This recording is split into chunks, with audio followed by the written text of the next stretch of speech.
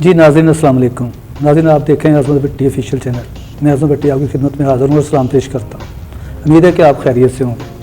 नाज़रीन जैसे कि आप जानते हैं कि हम अपने इस प्रोग्राम में आपकी मुलाकात मुख्तलिफ़ लोगों से करवाते हैं, जिनमें आर्टिस्ट होते हैं, सिंगर होते हैं, बहुत से मुख्तलिफ़ शोबों से तल्लुक़ रखने वाले लोग भी आते हैं। और आज हम आपकी मुलाकात जिस करैक्टर से करवा रहे हैं उसका हमारे माशरे में बहुत अहम मकाम है। वो दिन को रात और रात को दिन बना देते हैं। तो आइए आपकी मुलाकात करवाते हैं नीलम नाज से, जो एक पार्लर चला रही हैं और बड़ा अच्छा काम कर रही हैं, बड़ा नाम है उनका। जी अस्सलाम वालेकुम। जी वालेकुम अस्सलाम। हाँ जी, क्या हाल चाल है? ठीक ठाक हैं? जी मैं ठीक हूँ भट्टी साहब, आप सुनाएं। अच्छा अगर आप बुरा ना माने तो जितना लंबा आपने तारुफ करवाया ना, इतनी देर में तो मैं 5 पार्टी मेकअप कर लेती हूँ। बड़े कैलकुलेट करती हैं आप हर चीज़ को। हाँ जी। नीलम जी, बात यह है कि जिस तरह आप मेकअप करने से पहले बेस बनाती हैं ना, इस तरह अच्छे लोगों का तारुफ कराने के लिए पहले बेस बनानी पड़ती है। अच्छा, इसका मतलब तो ये हुआ ना कि जैसे हम काले को गोरा कर देते हैं तो आप झूठ को सच कर देते हैं। वाह वाह। अच्छा, आपसे पूछना ये था कि ये जो आप काम करते हैं पार्लर का या मेकअप का, तो ये आपने बाकायदा किसी से ट्रेनिंग ली है, सीखा है, कोई कोर्स किया है, या वैसे ही मतलब घर बैठ के सीख लिया है? क्या सिलसिला है? वैसे तो भट्टी साहब ये राज की बात है, लेकिन आपने पूछा है तो मैं आपको बता देती हूँ। ऐसे ही ना हमारे रिश्तेदारों की शादी थी, वहाँ उन्होंने पार्लर वाली को बुलाया हुआ था। तो लड़कियां जाहिर है ज्यादा थी, तो पार्लर वाली ने बोला कि आप मेरी हेल्प करो, किसी को बेस लगा दो, किसी को लिपस्टिक लगा दो। तो इस तरह फिर हम दोनों ने मिलके, सबको, लड़कियां बहुत ज्यादा थी, हमने सबको तैयार किया। किसी को मैंने बेस लगाई, किसी को लिपस्टिक, किसी को मस्कारा, किसी को ब्लश ऑन, काफी सारी लड़कियों को हमने इस तरह तैयार किया। तो फिर उसके बाद यूं हुआ कि जहाँ भी रिश्तेदारों में शादी होती थी वो मुझे बुला लेते थे तैयार होने के लिए। इस तरह करते करते फिर मैं एक्सपर्ट हो गई। फिर आपने पार्लर का आगाज़ कैसे किया? जब मैंने देखा मेरे कस्टमर ज़्यादा हो गए हैं तो फिर मैंने पार्लर बना लिया। फिर मैंने सबको कह दिया जिसने भी मेकअप करवाना है मेरे पार्लर पे आ जाए। बड़ी बात। अच्छा नीलम जी, आप ये फरमाएं कि कामयाब पार्लर चलाने के लिए कौन सा ऐसा तरीका है जिससे तरक्की की जाती है, और कौन सा ऐसा राज है? जी, नफ्सियात। नफ्सियात? जी मैं समझा नहीं। मतलब नफ्सियात के साथ खेलना। जैसे ही मैंने किसी खातून का मेकअप शुरू करना तो मैंने उसके साथ बातें करनी शुरू कर देनी कि तुम्हारे घर में क्या क्या है। उसके साथ ज़ाती सवाल करने शुरू कर देने कि तुम कैसे क्या कर रही हो, पढ़ती हो, नहीं पढ़ती। इसकी तारीफ़ करनी शुरू कर दी, इसकी स्किन की, उसके बालों की। तुम्हारी स्किन बहुत अच्छी है, तुम्हारे बाल बहुत अच्छे हैं। इस तरह फिर मैंने इसको बातों में लगा के तो उसको तैयार कर देना। अच्छा मैडम, आपको इसका कोई फ़ायदा भी होता है तारीफ़ें करने का और ये सारे मतलब लच्छेदार बातें करने का? जी फ़ायदा, बहुत फ़ायदा होता है इसका। ये फ़ायदा है कि जब वो नेक्स्ट टाइम आती है वो खातून हमारे पार्लर में तो 2-3 कस्टमर और लेके आती है और ये सिलसिला फिर आहिस्ता आहिस्ता बढ़ता जाता है। मैडम आप ये बताएं कि आपको कभी कोई इस फील्ड में कोई तल्ख तजर्बा भी हुआ है? जी तजर्बे तो बहुत सारे हुए हैं, लेकिन एक तजर्बा ऐसा था जो कभी नहीं भूला जा सकता। वो क्या? वो ये कि एक बार मैं कस्टमर को तैयार कर रही थी तो बाहर धड़ाधड़ फायरिंग शुरू हो गई। हमने तो डरते हुए जल्दी से अंदर से दरवाज़ा बंद कर लिया पार्लर का। अच्छा, तो फिर पता चला कि फायरिंग क्यों हो रही थी? जी वो तो हमारे पार्लर पे ही कर रहे थे फायरिंग। अच्छा, मतलब साथ में पार्लर का दरवाज़ा पीट रहे थे, खोलो दरवाज़ा। मैंने पूछा कौन? कहते खोलो, मैं बताता हूँ तुम्हें मैं कौन हूँ, मैं छोड़ूंगा नहीं तुम्हें। अल्लाह खैर करे। मैडम उसको क्या तकलीफ हुई थी जो आपका दरवाज़ा पीट रहा था और बाहर फायरिंग कर रहा था? दरअसल भट्टी साहब उसकी दुल्हन को मैंने तैयार किया था ना, और वो माशाल्लाह बड़ी खूबसूरत लग रही थी।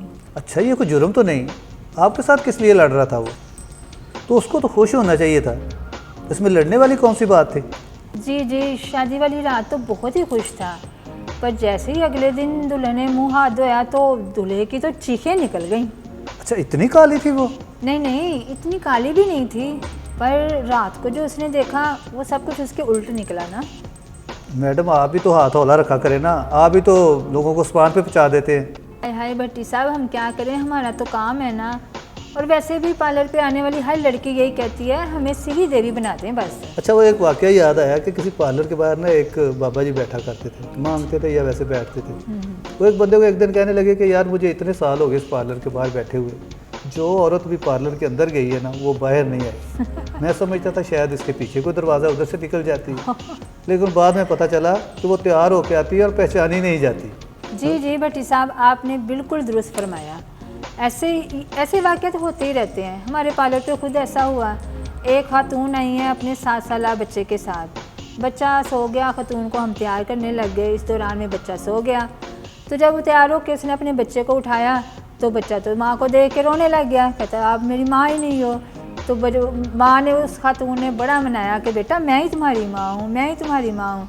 बच्चा ना माने, वो तो रोई जाए। फिर इस खातून ने अपने खामंद को फ़ोन करके बुलाया, तब कहीं जाके बच्चा मानना कि मेरी मम्मा है। तो इसीलिए तो आपसे कहता हूँ कि हाथ हौला रखा करें ज़रा ना आप। अच्छा मैडम, आप ये बताएं कि हर पार्लर के बाद तकरीबन एक बोर्ड लगा होता है कि यहाँ सिखाया भी जाता है ये पार्लर का काम बच्चियों को, तो इतनी तो उसका क्या चक्कर है? आप कितनी फ़ीस लेते हैं? आप ही सिखाते हैं लोगों को?